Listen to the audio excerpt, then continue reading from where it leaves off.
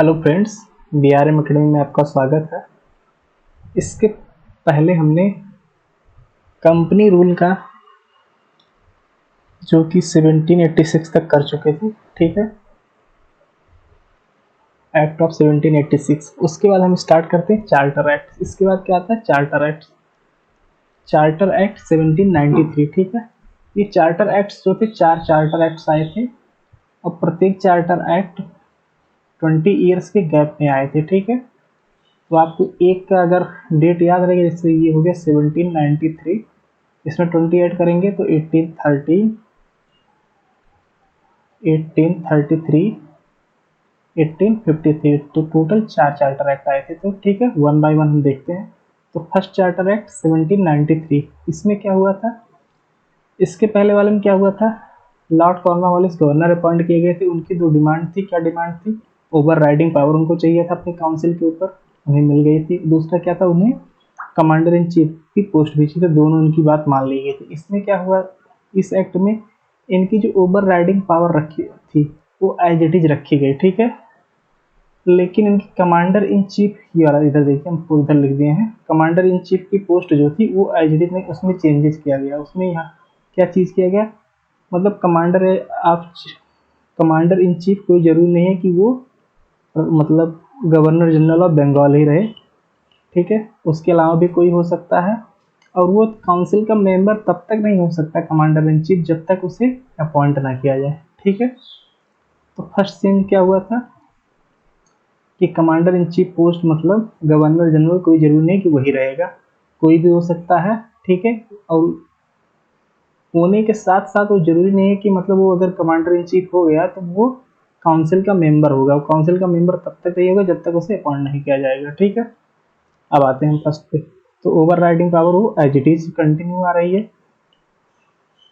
More clear control of governor general of Bengal over provinces, ठीक है। जो प्रोविंसेस थी उस समय बॉम्बे एंड मद्रास, ठीक है, ठीक है। उन पे क्या हो गया? मोर कंट्रोल हो गया। किसका? गवर्नर जनरल ऑफ बंगाल का, ठीक। एक्सटेंडेड मोनोपॉली, जो मोनोपॉली थी ईस्ट इंडिया कंपनी को 20 ईयर के लिए एक्सटेंड कर दी गई, ठीक है, ओके। कमांडर इन चीफ वाला बता दिया। फिफ्थ पॉइंट देखिएगा, जो बोर्ड ऑफ कंट्रोल के मेंबर थे, ठीक है, इनके मेंबर्स थे, उनकी सैलरी किस कहाँ से दी जाएगी? Revenue collected from India. मतलब बोर्ड ऑफ कंट्रोल के मेंबर की सैलरी कहाँ दी जाएगी? इंडियन रेवेन्यू से। जो रेवेन्यू इंडिया से कलेक्ट किया जाए उसी के थ्रू इनकी सैलरी दी जाएगी, ओके। अब 6 पॉइंट हम देखेंगे, क्या है? Indeed personal orders and beginning of written laws, ठीक है। इसका क्या मतलब था ये देखिएगा। पहले जो कंपनी ऑफिसर थे वो मतलब ओरल ओरल अपना ऑर्डर दे देते थे, ठीक है।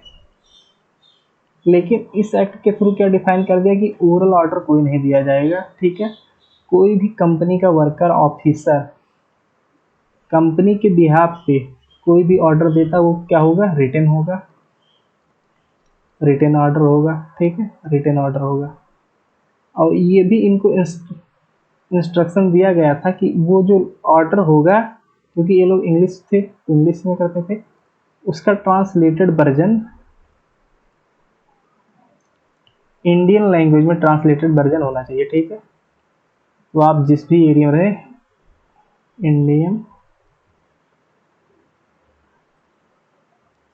लैंग्वेज, ठीक है, ट्रांसलेटेड ट्रांसलेटेड वर्जन भी होना चाहिए, ठीक है। इंडियन लैंग्वेज का ट्रांसलेटेड वर्जन भी होना चाहिए, ठीक है। हाँ, इस एक्ट के थ्रू जो गवर्नर जनरल की काउंसिल थी उसके रेवेन्यू और जुडिशियल फंक्शन को डिवाइड किया गया, सेपरेट कर दिया गया। और कंपनी को अलाउड टू इशू लाइसेंसेस, ठीक है। इस समय क्या हुआ था? ईस्ट इंडिया कंपनी को ये परमिशन दी गई थी, ठीक है, अथॉरिटी अथॉरिटी की कंपनी के बिहाफ पे, ईस्ट इंडिया कंपनी के बिहाफ पे वो लाइसेंस इशू कर सकता था, ठीक है। लाइसेंस लाइसेंसेस इशू कर सकता था किसके लिए? ट्रेड के लिए, ठीक है। और ये किसको कर सकता था? इंडियन को भी कर सकता था, और किसको? कंपनी एम्प्लॉय, ठीक है। जो कंपनी के एम्प्लॉयज थे उनको भी कर सकता था, कंपनीज एम्प्लॉय एम्प्लॉयज, ठीक है, ठीक है। इसका आउटकम क्या हुआ? और इसके थ्रू जो ट्रेड होता, लाइसेंस के थ्रू ट्रेड जो होता था उसको क्या बोलते थे? Country trade. एक मिनट भाई, इस लाइसेंस के थ्रू जो ट्रेड हो रहा था उसको बोलते थे कंट्री ट्रेड, ठीक है, कंट्री ट्रेड बोलते थे। और इसका जो रिजल्ट आया था, इसका मतलब क्या हुआ था? इसका रिजल्ट क्या हुआ था? ओपीएम ट्रेड इंक्रीज हो गया था। ओपीएम ट्रेड इंक्रीज्ड, कहाँ इंक्रीज हुआ था? चाइना में। Opium trade increased in China, ठीक है। दोबारा देखिएगा, अलाउड टू इशू मतलब ईस्ट इंडिया कंपनी को अथॉरिटी दी गई कि वो ईस्ट इंडिया कंपनी की बिहेव पे ट्रेड लाइसेंस इशू कर सकता है इंडियंस और कंपनी एम्प्लॉयज दोनों को। और इस लाइसेंस के थ्रू जो ट्रेड होता था उसे कंट्री ट्रेड बोलते थे, ठीक है। और इस ट्रेड का आउटकम क्या आया था? ओपीएम ट्रेड इंक्रीज हो गया था, कहाँ पे? चाइना में, ठीक है। अब हम सेकेंड चार्टर एक्ट देखते हैं 1830, ठीक है। फर्स्ट चेंजेस क्या आया था? कंपनी जो कि कॉमर्शियल बॉडी थी, ठीक है, उसकी ट्रेड मोनोपोली एबॉलिश कर दी गई। एबॉलिश मतलब खत्म कर दी गई, ठीक है। एंड कर दी गई, एक्सेप्ट फर्स्ट क्या था? ट्रेड इन टी, एंड दूसरा क्या था? ट्रेड विथ चाइना, ठीक है। इसका मतलब ये हुआ कि जो ईस्ट इंडिया कंपनी की मोनोपोली अबॉलिश कर दी गई। इसका मतलब और ब्रिटेन से अब कोई भी कंपनी अब इंडिया में ट्रेड कर सकती थी, लेकिन दो एक छोड़ के, टी का ट्रेड नहीं कर सकती और चाइना के साथ ट्रेड नहीं कर सकती थी, ठीक है। सेकंड पॉइंट देखिएगा, more clear assertion of the power of crown, मतलब ओवर कंपनी, मतलब जो वहाँ की क्राउन थे उनका कंट्रोल किसके ऊपर हो गया था? मोर कंट्रोल किसके हो गया था? ईस्ट इंडिया कंपनी के ऊपर। थर्ड पॉइंट देखें, क्रिश्चियन मिशनरी भी अलाउ हो गए थे इस एक्ट के थ्रू, वो आके अपना धर्म का प्रचार प्रसार कर रहे थे। Made allocation for the Indian education, ठीक है। इस समय 1 लाख रुपए, 1 लाख रुपी was granted for Indian education, ठीक है। ब्रिटिश पार्लियामेंट के द्वारा 1 लाख का फंड ग्रांट किया गया था इंडियन एजुकेशन के लिए। और ये एजुकेशन जो स्प्रेड कर रहे थे, यहाँ की बजाय ये क्या कर रहे थे? Spread western education, English medium, ठीक है। एजुकेशन स्प्रेड कर रहे थे किससे? इंटायर ब्रिटिश टेरिटरी, ठीक है। अपनी भी जितनी इंटायर ब्रिटिश टेरिटरी थी वहाँ क्या इंग्लिश एजुकेशन या ये स्प्रेड कर रहे थे, ठीक है। 1 लाख रुपए का ग्रांट दिया गया था इंडियन एजुकेशन के लिए। और फिर तो देखिएगा, जो लोकल अथॉरिटी थी उनको भी टैक्स इम्पोज यानी टैक्स लगाने की परमिशन दे दी गई थी। और इनको ये भी राइट्स था कि जो टैक्स पे ना करे उसे पनिश भी कर सकते थे, ठीक है। इसमें तो कुछ समझने वाली चीज़ है नहीं। अब देखेंगे एक्ट ऑफ 1833।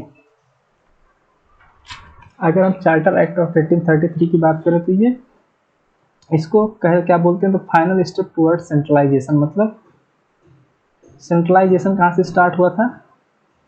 1773 से, ठीक है। 1773 से कैसे हुआ था? बंगाल को ही सुप्रीम बनाया गया था ना, गवर्नर जनरल ऑफ बंगाल, और बॉम्बे, मद्रास और बॉम्बे इसको रिपोर्ट करेंगे, तो ठीक है। सेंट्रलाइजेशन यहीं से स्टार्ट हुआ था और यहाँ पे फाइनल हो गया था सेंट्रलाइजेशन। इस समय गवर्नर जनरल ऑफ बंगाल जो था उसकी पोस्ट अपग्रेड करके क्या हो गई थी? गवर्नर जनरल ऑफ इंडिया, ठीक है। Governor general of India, governor general of India, ठीक है। और इसके पहले first governor general of India कौन थे? Lord William Bentinck, Lord William Bentinck, ठीक है।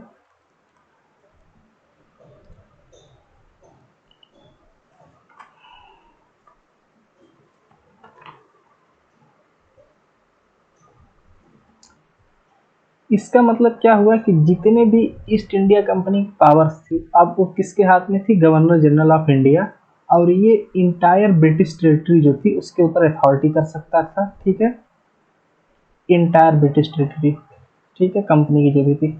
और legislative power of governor of Bengal and Madras, legislative power मतलब लॉ मेकिंग पावर, कानून बनाने का अधिकार, वो भी ले लिया गया था किसके? बंगाल और मद्रास, ठीक है, वो भी ले लिया गया जिनके पास लॉ मेकिंग पावर था।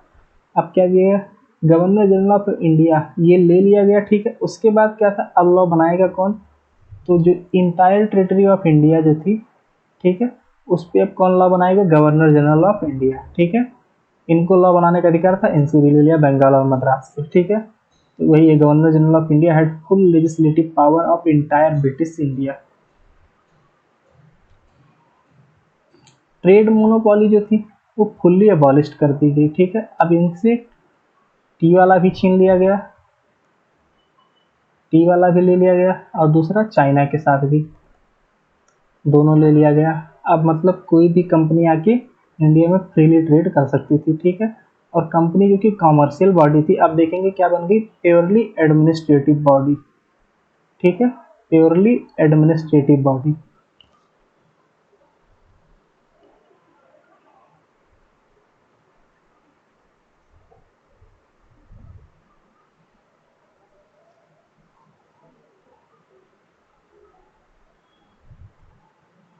अब देखेंगे फिफ्थ पॉइंट, देखिएगा, open competition for selection of civil servant try to introduce, मतलब प्रयास किया गया।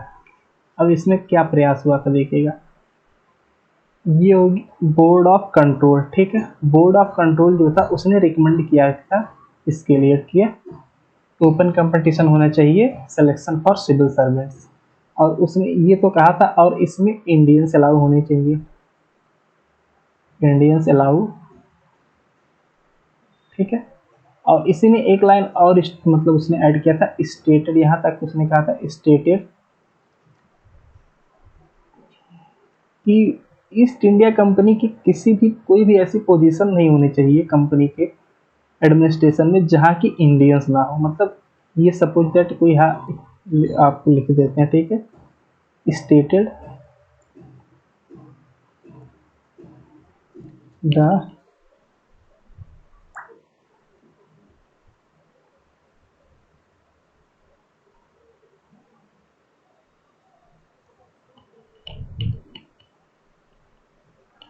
in the Indian should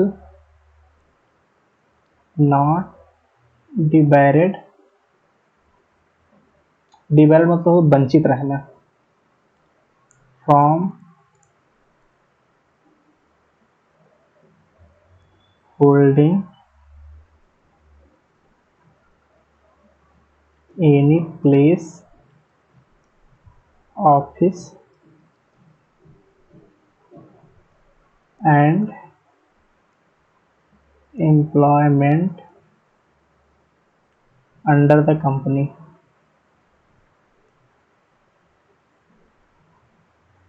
ठीक है। इसका क्या मतलब हुआ कि इंडियंस मतलब कंपनी की कोई ऐसी जगह या ऑफिस या एम्प्लॉयमेंट से रिलेटेड कोई भी पोस्ट नहीं होनी चाहिए जहाँ की इंडियंस ना हो, ठीक है। कोई भी जगह इंडियन से वंचित नहीं रहनी चाहिए, ठीक है। सपोज दैट ये है एडमिनिस्ट्रेशन की हायरार्की है, ये 3 हायरार्की है, ठीक है, ये लोअर पोस्ट इससे पर ये पर, ठीक है। तीनों पोस्ट पे इंडियन होनी चाहिए, ठीक है। किस ऐसी कोई भी मतलब जगह नहीं होनी चाहिए जहाँ इंडियंस ना हो, ठीक है। अब दूसरा इधर देखिएगा, कोर्ट ऑफ डायरेक्टर, जैसे कोर्ट ऑफ डायरेक्टर ने क्या किया? इसका अपोज कर दिया, ठीक है। और रिजल्ट क्या हुआ, Indians not allow, not allow, ठीक है। इसके में एक चीज आप ध्यान दीजिएगा, इसके मेंबर जो थे ये किसके थ्रू चूज किए गए थे, ब्रिटिश पार्लियामेंट, ब्रिटिश पार्लियामेंट। इसके कौन थे, शेयर होल्डर मतलब कैपिटलिस्ट। आप देख सकते हैं यहाँ डेमोक्रेटिक मेंबर और कैपिटलिस्ट मेंबर में कितना डिफरेंस होता है। तो हमेशा कभी भी आप वोट देना होगा तो डेमोक्रेटिक पार्टी को दीजिएगा, ठीक है। डेमोक्रेसी और पॉलिसी देखिए, कैपिटलिस्ट प्राइवेटाइजेशन का यही रिजल्ट आएगा आगे चल के, ठीक है। 6 पॉइंट देखिएगा आप। द लॉ, देखिए इसके पहले जो भी लॉज बने थे वो इस एक्ट में क्या डिफाइन किया गया, वो क्या रहे कहलाएंगे रेगुलेशन, और इसके बाद वाले एक्ट, बस यही है, आप लोग पढ़ लीजिएगा, ठीक है। हाँ, ये वाला यूपीपीसीएस का क्वेश्चन आया था, the act made provision for the abolition of slavery, ठीक है। स्लेवरी सिस्टम यहाँ से खत्म कर दिया गया, वो एबॉलिश कर दिया गया, ठीक है। अब देखते हैं लास्ट चार्टर एक्ट क्या था, 1853, ठीक है। इसमें क्या हुआ था, फर्स्ट चेंजेस क्या हुए थे, गवर्नर जनरल की ये जो काउंसिल थी, ठीक है, उसमें एक और विंग ऐड किया गया, इनके मतलब इसको सेपरेट कर दिया गया, 2 पार्ट में डिवाइड कर दिया गया, सेपरेट। एक होगी एग्जीक्यूटिव काउंसिल, एग्जीक्यूटिव काउंसिल ये पहले से थी, ठीक है। एक न्यू बॉडी इसमें ऐड की गई, न्यू बॉडी, इसको क्या बोलेंगे, लेजिस्लेटिव काउंसिल, लेजिस्लेटिव काउंसिल, ठीक है। और इसमें 6 एडिशनल मेंबर ऐड किए गए, 6 एडिशनल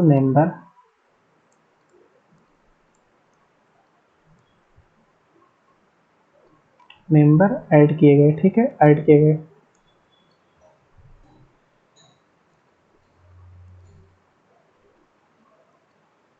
और इन मेंबर्स को क्या बोलते थे, लेजिस्लेटिव काउंसलर,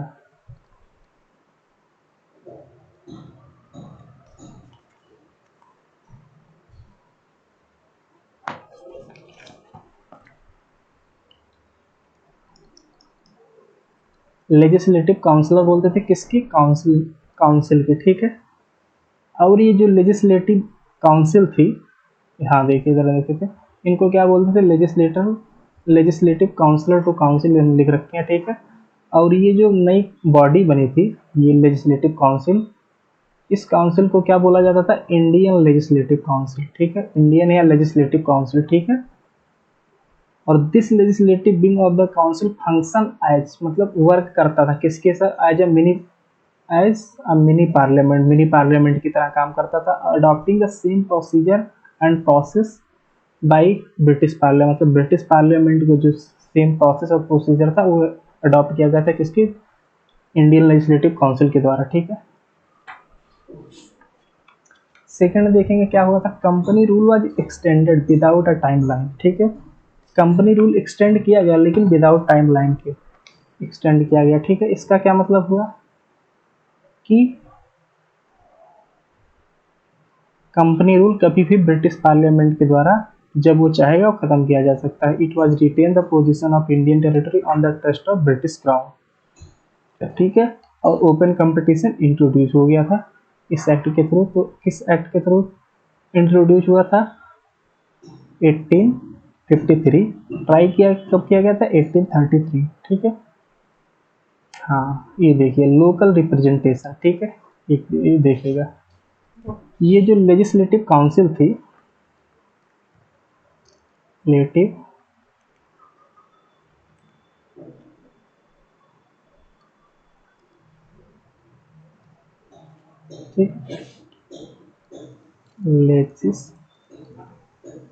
लेजिस्लेटिव काउंसिल, अभी ये न्यू बॉडी जो बनी थी इसमें टोटल 6 मेंबर थे, 2 ब्रिटिश थे, ठीक है, और 4 इंडियंस।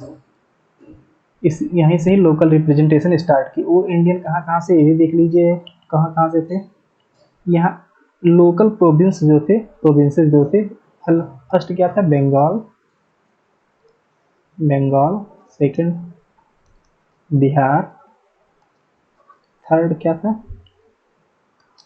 मद्रास, आगरा। ठीक है, इनके मेंबर कहाँ कहाँ से, बंगाल, बिहार, मद्रास, आगरा। तो ये इसको भी लर्न रखिएगा आप लोग। तो धन्यवाद आप लोगों का।